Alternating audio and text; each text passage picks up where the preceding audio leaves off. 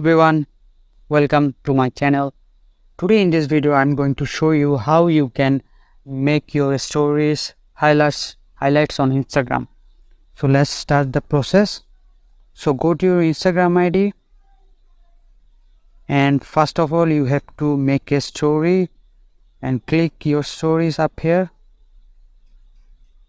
and select a stories here.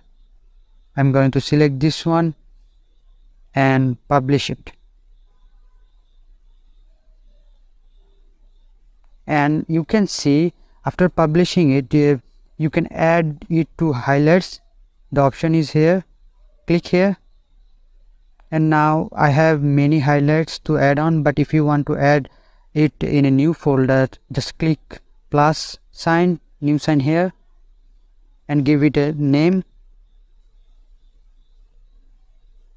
and click add here, and then click done.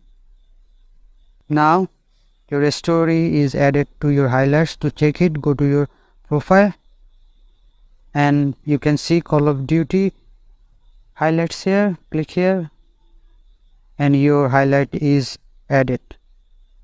That's it for today's video. I hope you like this video. If you like this video, consider subscribing to my channel.